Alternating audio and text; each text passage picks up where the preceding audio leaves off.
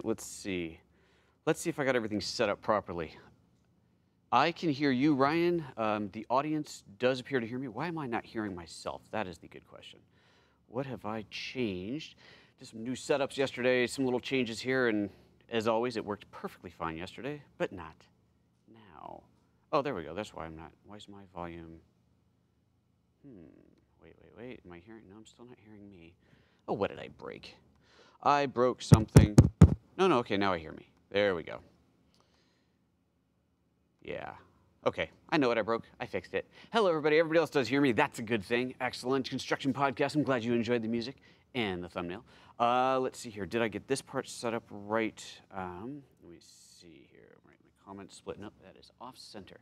So as always with Facebook, because we are streaming to Facebook simultaneously as well, there is some very strange, oops, let's move that to left. See, look, now I can switch it left, right. I got that all built into a preset as well. Some very strange stuff with Facebook. It is so weird. I'm watching comments. Hopefully they actually are showing up there live, real time like they're supposed to, but I don't know, I guess we'll find out. Let's see here. Make sure my volume, there we go. I turn up my own volume just a hair. Was the pre-show music too loud? It should have been the same level as my pre-roll music, which should be about the same level as my dialogue. But if it was too loud, let me know. I will pull that back a little bit because that's something I have to do on this end, obviously. Let's see. I think we got everything. This is gonna be a cool show. It's a very techie show. Oh yeah, I hope that doesn't run out of battery. Battery. There's no battery light. Oh well. Battery DC. I don't remember how you know if this thing's low on battery or not. Oh well. Hopefully this doesn't die halfway through because I really want to use this for part of the demo. It's going to be kind of a cool little part of the show. Construction podcast says it's a little louder than normal, just a little bit. The music was a little bit louder than dialogue. Okay, my objective would be so that when you're watching the pre-music, oops, look, there goes the time, that you don't have to adjust the volume when I come on. So with that in mind, I will bring the levels down just a hair for that pre-roll music. What we definitely don't want to do is have you adjust. It'd be worse to go the other way, right? You have to adjust the music so it sounds good, and then I come on and I'm blasting in your ears. No one wants that. Lucid says, video and audio glitching out. If anybody else is seeing that, let me know. Otherwise, everything's looking good on our end, so I'm going to say refresh, Mr. Lucid. Hopefully it is on your, Miss Lucid. Hopefully it's on your end. Okay, we are ready to go. Get this back in place, and yeah. Let's have a show. Oh, wait, no, I need to set this up. Sorry, let's get rid of this. So now we're going to get rid of the countdown. Don't worry, I haven't forgotten about you. I did forget, however, that I wanted to set this up before the show started because I'm going to need this connection to the camera. Bring it on, come on, sync up, and it's synced. Excellent. There we go. All right. Yeah. This is going to be cool. This is going to be a good show. Okay. Stream health is good on our end. Bandwidth issues on your end. No glitches, Jake says. Okay, perfect. Let us have us a show. Ryan, record the audio. I just realized you're not recording audio. I'm not recording video.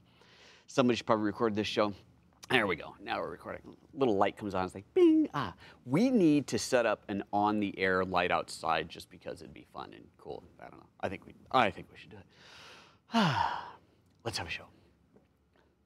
On today's photo moment, we'll be talking about the difference between shutter angle and shutter speed and why you should care.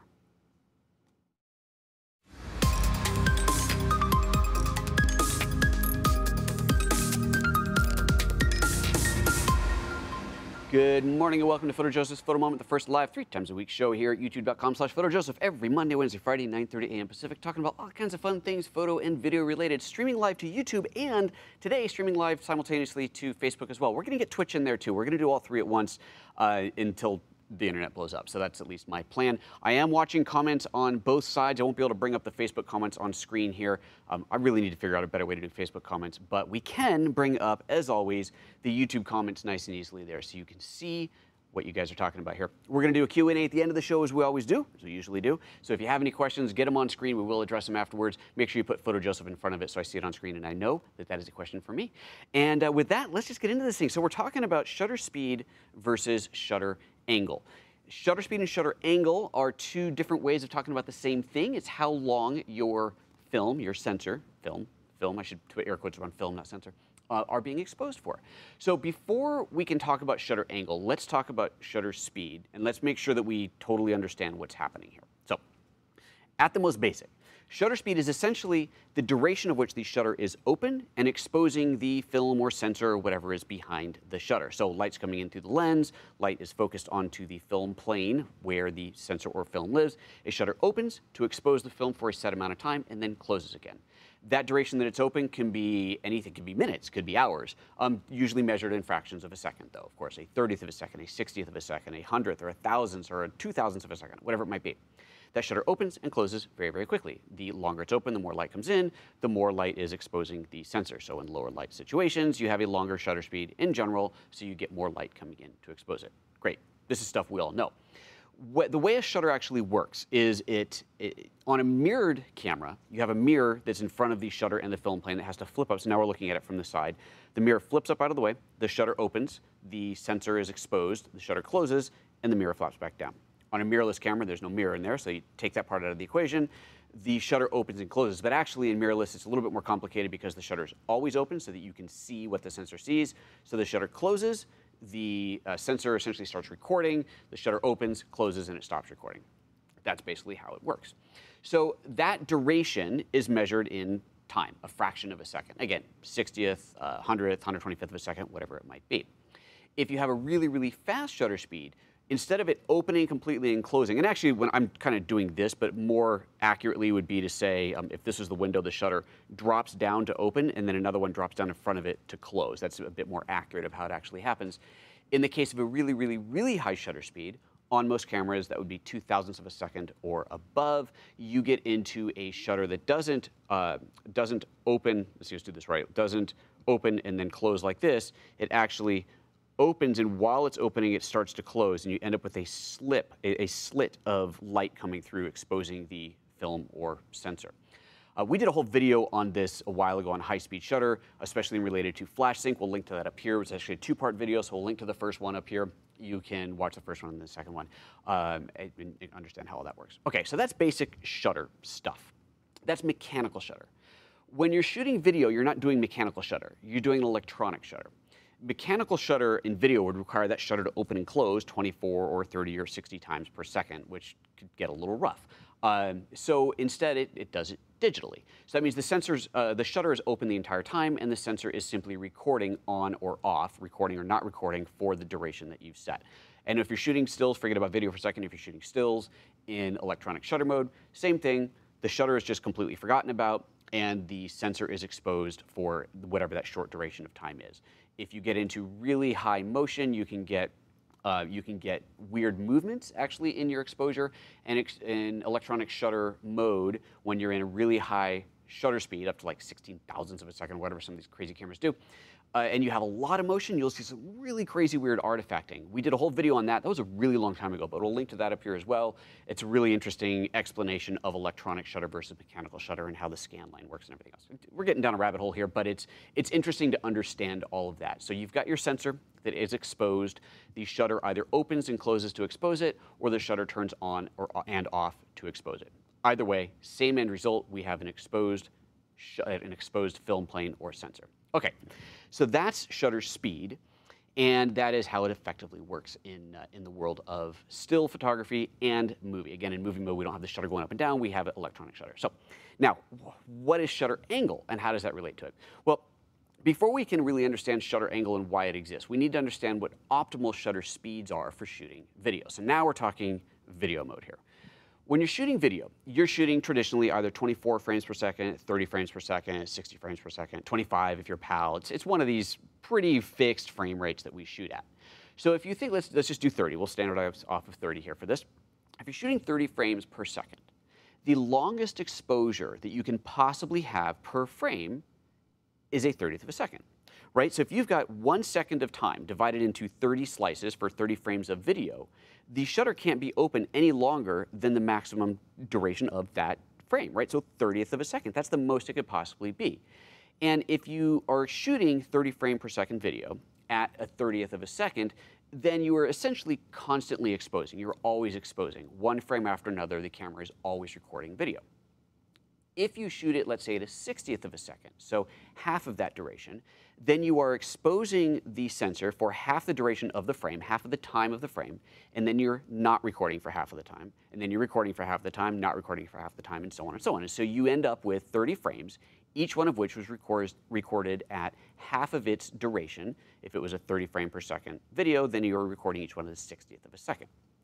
You can actually go longer. You could take a 30 frame per second video and go the other direction and say, let's expose it at a 15th of a second. But then what happens is every other frame is the same, or every 2 frames are the same, we should say. So frame 1 and frame 2 are identical because that 15th of a second duration, let's say if this is 0, here's a 30th of a second, here's a 15th of a second.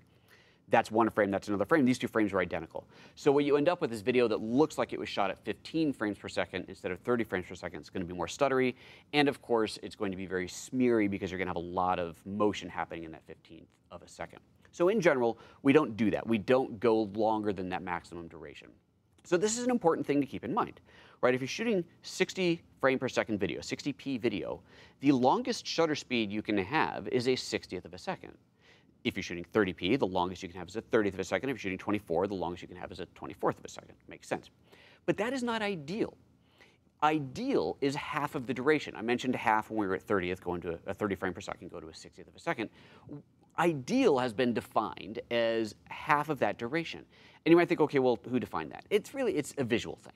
What we want to see when we're watching video is we want to see a little bit of motion blur, but not too much and not too little. That little bit of motion blur tells us that it's motion. Things blend together smoothly. The frames smoothly, nicely go together. It just kind of, it flows. We look at the frame and it flows. So if we're shooting at a 30 frame per second timeline, and we're shooting at a 60th of a second, so again, half of every frame is exposed, duration of half of every frame is exposed, we have motion that our eye sees, our brain sees as nice and smooth and pretty. You can shoot at a well, if you shoot at the maximum, so it'd be a 30th of a second, things will tend to look a little bit smeary, a little kind of blend together a little bit too much. And if you shoot at a shorter shutter speed, so let's say a 1,000th of a second, so out of that 1/30th of a second that frame that 1/30th of a second of time that frame exists for, only 1,000th of a second was actually recorded. What you end up with is very staccato video, very, very stuttered video. And not that it's stuttered like there's a hold between frames, but the action that's happening in the scene appears very stuttered. So if you had something flying across the scene, you would have, let's say, like a baseball going across the scene, that ball would be stopped. You'd have a frame here, and then a frame here, and then a frame here, as opposed to a slightly smeary frame, a slightly smeary frame, a slightly smeary frame. And the visual effect of that is quite jarring. It's unique. The first time I remember actually seeing it in a movie and recognizing what it was the movie Gladiator. Remember that? It's like 2000, I think it was, 2001 maybe. In that movie, there's a big battle scene in the beginning, and I remember seeing that scene and seeing mud and debris and crap flying everywhere, and seeing like this staccato, very, very kind of juddery movement of everything. I didn't understand at the time what that was. I came to understand later that was a very, very high shutter speed. It was measured at shutter angle. We're going to get to all that, but it is essentially a very high shutter speed. It freezes all that motion. And it can be used for visual effect, right? It works really well when you're seeing an explosion, stuff flying everywhere. It's just a different visual look, and you as the filmmaker can decide what kind of a look you want, and that helps define what your shutter speed is going to be. Now, obviously, other things like light come into play, but if you want to shoot a specific shutter speed, then you light the set to be able to shoot at that shutter speed. That's just, it's filmmaking. You build the set the way you want it to be.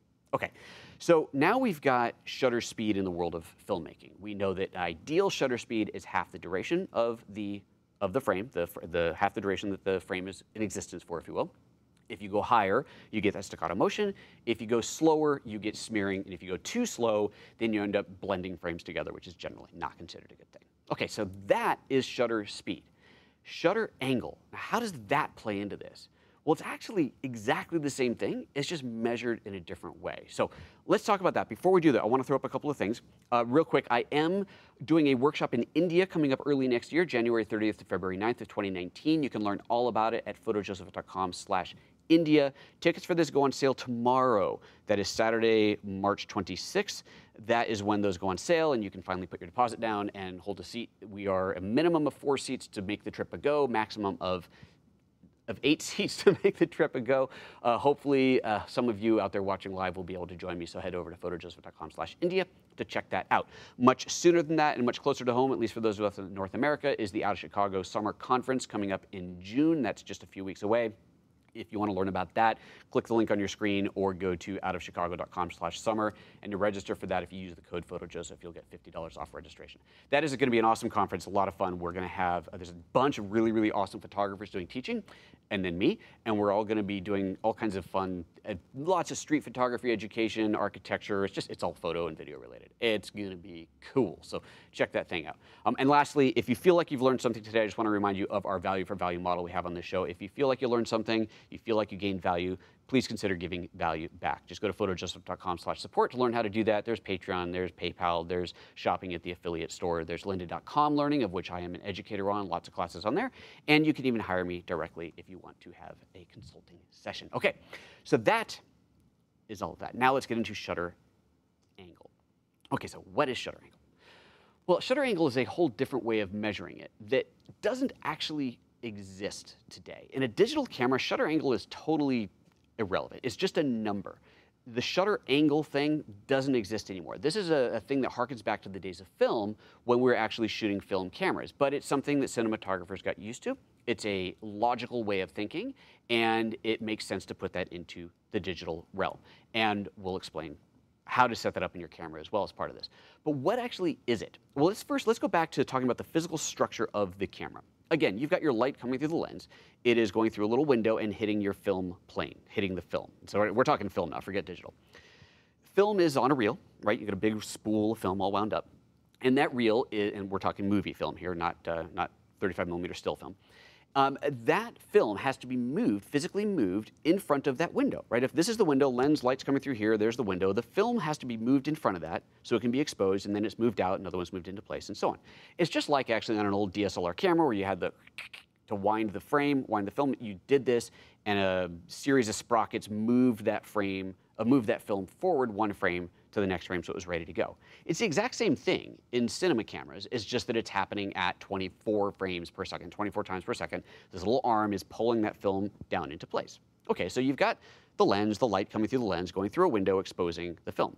But what about the shutter? We haven't talked about the shutter yet. So something has to control when that light is hitting that film plane and when it is not. Well, if you think of the shutter in the conventional sense that we do today, a bunch of blades that drop out of the way and drop into place, that's fairly new, and it's also fairly complicated, and it's also fairly prone to breaking. If you're doing this 24 times per second, hours and hours a day, days and days, months and months, that thing's going to break. And so long before those type of shutters came out, someone figured out that you could put a spinning disc, literally a piece of metal, a circular piece of metal, spindle in the middle, spinning. And that spinning piece of disc would have a hole in it. The size of that hole determined how long the film was being exposed for. So now we're getting into the angle part of it. You've got a disc. If you cut a moon-shaped hole, that is a 180-degree angle. 180-degree angle means while it's spinning at 24 revolutions per second, it is exposing your film at half of the duration that that film is sitting there in place. 180-degree shutter equals half of the duration. That is our ideal position. That is where we want it to be to give us that slightly smeary, not too frozen look on our film plane. So that spinning disc spins around in there and exposes the film. I actually have a little animation. I pulled this off of Wikipedia. You can see this going here. You see the little arm. Let's get my mouse here. We go. You see this little arm that is pulling the film down into place, and then this disc behind it that is spinning. So it's a hole in it, or effectively half of a disc in this case, that is spinning around, exposing it for half the time, or not exposing it for the other half of the time. If you want a faster shutter speed, if you want the film to be exposed for less time, you have a smaller shutter angle. So you have more metal on the disc and a smaller hole. That smaller hole exposes the film for a shorter period of time, giving you the result of that faster frozen motion as opposed to the longer exposure for the smeary motion. So that's what shutter angle actually is. Okay, so great. Why do we even think about this when it comes to digital? I mean, who cares? We don't need to have shutter angle anymore. Well, there's a really good reason that we still like to think of shutter angle. Remember that 180-degree shutter? It's half of the circle. It is half of the duration that the frame is in place, ready to be exposed, half of that time is going to be exposed when you're at 180-degree shutter. Now it doesn't matter if I'm shooting 24 frames per second, 25, 30, 60, it doesn't matter what frame per second frame rate I'm shooting at. If I'm shooting at a 180-degree angle, I am always shooting at the optimum half duration. So instead of going, oh, I'm in 24p, now I have to go to a 48th of a second, but actually my camera doesn't have a 48th, it actually has a 50th, so that's going to be close. Or I'm shooting at 30p now, so I got to set my camera to a 60th of a second, which is, where that's close enough. It would be like 1/59.94 if you're going to get really accurate about it, but yeah, 60th is close enough. Or I'm shooting at 60th of a second. Now I got to go to 120th of it. My camera might not have 120. You don't have to worry about that. You set it to 180-degree shutter, and whatever frame rate you're in, it means that you always have that half duration exposed. Now, one of the caveats here is that when you go from 30p to 60p, and you leave the shutter angle at 180 degrees, and you leave everything else the same, your aperture and your ISO the same, you now need twice the amount of light because you are exposing for half the amount of time. Right? That's an important consideration. So if you set your camera to shutter angle, and you have it at 180 degrees, and you go from 30p to 60p, suddenly your scene gets darker because you're exposing for a shorter period of time. It's the equivalent of going to a higher shutter speed. You just don't have to think about it. So that is one of the reasons that we do this. We set our cameras to 180-degree shutter, and then I don't have to worry about it. It's just always right. And I can adjust it if I want to. Just like I would adjust my shutter speed, I adjust the shutter angle to over or underexpose my shot if I want to. Again, giving us that shorter angle, that faster action, higher shutter speed, or the longer one, whatever you want to do. The other advantage to this is you can do something called synchro scan, which allows you to adjust the shutter angle in extremely, extremely precise increments, 1-degree increments. And I'm going to show you exactly why you'd want to do that in a moment. Assuming that thing is still on, yes it is. I'll show you why you can do that in just a moment. So first, let us go and take a look at how to set up the shutter angle on your GH5 or GH5 or GH5S camera. Actually, same thing on GH4. I think it was, yeah, same thing. Same thing on GH4. I don't know prior cameras to that. I wasn't working with a GH3 earlier. This is something that's on the GH series cameras, or if you're shooting Canon, Nikon, whatever, if your camera has shutter angle, you're gonna have to find where it is on yours, but there you go. Okay, so let's see here. Let us start off with, let's look through the camera here. Right now I'm in shutter speed. So if you look at the lower left corner, you can see these shutter speeds. There's 160th of a second, 200th of a second, and so on. So my camera is set to 60p right now, so that would be an ideal exposure of 120th of a second. And you see, like here, I don't even have it, right? I got 100th, I got 125th, I don't have 120th of a second. So you're like, well, that's kind of a bummer, right? I can't exactly get the right shutter speed. If I was shooting at 30p, then it would be 60, and so on and so on. Anyway, so let's change it. Let's go into the menu.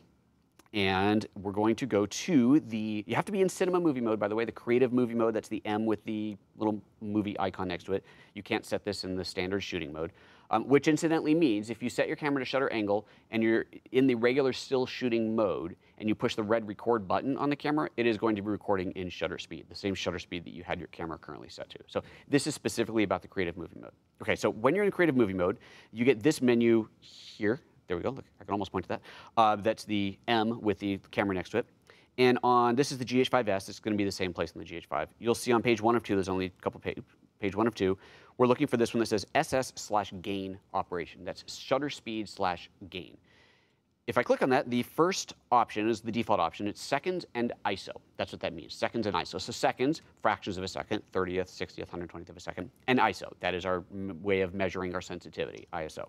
The next option is angle and ISO, so that's angle we've been talking about, and the ISO. And the last one is seconds and decibels. That's actually gain. So if you want to expose for gain, that's like an old film thing. Forget about that. It's an old video thing. We don't care about that for now. What we want is angle and ISO. So now with angle and ISO, now look at the shutter speed. Instead of saying a, whatever it was, 120th per second or something, it now says 180-degree shutter. And as I move this down, wrong one, as I move it down, you see it goes to 120-degree shutter, 90-degree shutter, 60-degree, and I can take this all the way down to an 11-degree shutter, or I can take this all the way up to a 360-degree shutter. And that is the highest it goes, right? It cannot go more than 360-degree shutter. Why not? Because as we've explained, you can't actually expose for longer than that frame is there for. So 360-degree shutter means you are going to be exposing at the maximum possible shutter speed. Again, if you want to force it past, you get out of this, you can go into the manual shutter mode, do like a 15th of a second, but your video is going to look rubbish, so probably don't want to do that. Okay, so that's how you set it in a shutter angle. So once you set it in there, you set it 180 degrees, set it and forget it, and off you go. But I said you could set it in really, really precise increments. You're going, that wasn't very precise. It went from 360 down to, what was it? 360, 240, let's bring this back up again, 216 and so on. So there is a way to get more precise. Now, why would you want to get more precise? I mean, it's the exposure increments are different, are pretty dramatic, I should say, but you know, maybe you want a more gradual exposure change. But there's a more important reason for that. It's something called synchro scan. So if you've ever pointed a camera at a television, an NTSC television, not an LCD, but an actual NTSC TV, you saw the big scan lines going by. If you are shooting under fluorescent lights or some non-LED lighting, you will see a flicker show up in your video. And that's because your recording shutter angle is out of sync with the speed at which the lights are flickering. And if you're just dealing with lights, there's calculators you can look at that'll tell you when you're shooting this frame rate under these type of lighting, then this is the shutter angle you need to use. But there's another example of where this can go, it can be helpful, and that is shooting an LCD or LED, I guess I'm not sure which one it would be, display. So I've got my little Video Pro here, and probably can't see it on this camera right now, but this screen right here, it's all lit up, and I'm gonna put this in front of this camera here, wrong button. I'm going to set this, where are we? Let's go for this view. And let me focus on this here. And you can see the scan line going there, right? So if I'm trying to shoot video of this screen, that's going to be terrible, right? No one wants to watch that going by. By adjusting the shutter angle very, very minutely, I can get the shutter angle or shutter speed in sync with the scan lines, and the scan lines go away. So let's talk about how to do that. So let's go into the menu on the camera. And here it's called synchro scans. That's what we're looking for. And I turn this on, and then it comes up with my shutter angle. And you see now, instead of going from 180 down to 120 or whatever it was, I have individual degree increments to adjust it in. Cool, right? Okay, so let's go back to this view here and start adjusting it. So now again, in the lower left corner, you see 177, 176. I'm going to start bringing this up, and watch how that scan line starts to disappear. And eventually I find right around, in this case, for this display, right around 200, somewhere around there. Now I'd have to watch it for a while to see. Sometimes you find what you think is right, and then you watch it for a while, and then you see a scan line very slowly creep through. You're not quite in sync. You got to find the right position exactly to be in. There's no easy formula for this. You just got to find the right one. And in this case, that is looking pretty good. If I keep going up, so you see again in the lower left, 206 degree. As I start to go up too high, you see a slight flicker coming back in, so I've gone too far. So I know it's somewhere right around that 200 mark. And so I would spend a little time figuring out exactly what it is. But that is one of the great advantages of shooting shutter angle and being able to very precisely adjust that with the synchro scan adjuster. So that is everything I wanted to tell you. That's that. So if you have questions about this, we are again going to follow this up with a Q&A. So get your questions into the live chat room right now, whether you're watching on Facebook or on YouTube. We will bring those up in just a moment here. And of course, if you're watching this not live, then stick them in the comments, and I'll do my best to address them either there or in a future show. We'll be right back for the Q&A.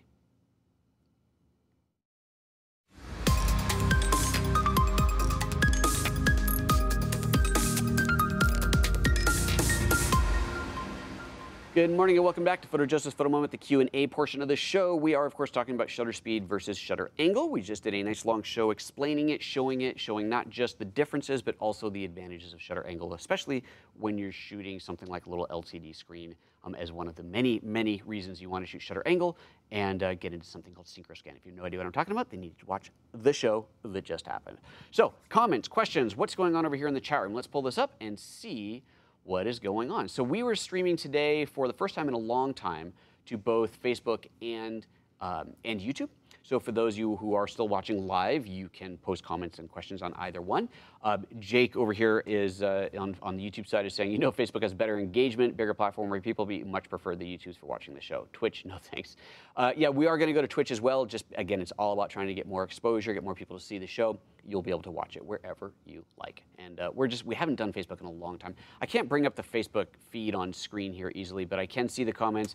I see Kenneth and Jason commenting in there, and Chris all saying everything looks good. Jason had a question and says, how is the exposure compared to that? Ooh, okay, so there's one of the problems with comments coming in while I'm talking, and I need to know exactly what you mean, because I'm going to look at the comments later. So how is the exposure compared to that? I'm not sure what you meant by that. But just to refresh, just to reiterate, if you have a shutter speed set to a 1/30 of a second, and you shoot in 30p or 60p, this exposure stays the same.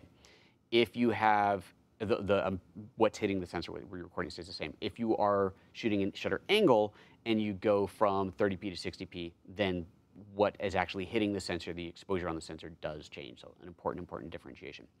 Let's see here. Jason is watching from Trinidad. That is awesome. Says great information. Thank you very much. Let's see. There are no questions. No other questions. Did I do that one so well? There's never no questions. All I got to do is wait a second. Someone's going to ask something really cool and good in here. So come on, get your questions out. Get your questions out on there. We'll see what we can. I'm going to bring up this animation again because I thought that was kind of cool. You see the shutter angle. Simple little animated GIF on what do you call it? On Wikipedia. If you want to read that whole Wikipedia page, just go to Wikipedia, search shutter angle. You will find that. Incidentally, I thought this was so funny. I had to launch this animated GIF in QuickTime 7 to get it to open and play on my. This is my Mac you're looking at here. In full screen. Pretty funky, huh? Okay, well, gosh, if there's no questions, then this is going to be the shortest Q&A show on record. I say that every time I say that. Right when I say that is when the questions start coming in. So that's the kicker. That's the trigger. That's nope. All right. Well, I guess I'm going to have to open this Q&A session by saying there's really no questions to answer here. So yeah, I guess that's it. All right, guys. Well, I will see you all next time. And what's next time? Next time is Monday. Monday is not going to happen. Monday is a holiday, so there's going to be no show on Monday. I might do a show on Tuesday because I'm also going to be out next Friday. So if I only did my shows on Monday, Wednesday, Friday next week, I'd only have one show on Wednesday, and that's no good. So I might do a show Tuesday, Wednesday, Thursday. Might want to do Tuesday, Wednesday. Might want to do Wednesday, Thursday. I'm not sure. Hey, we'll have to find out. We'll see. But that's that. All right, folks. Thanks so much for tuning in. And if you're watching the Q&A and you're starting to watch the Q&A now, there's not really much to watch, so you can stop watching this video. I'm going to copy and paste that into the beginning of the video. All right, guys. See you later. Bye-bye.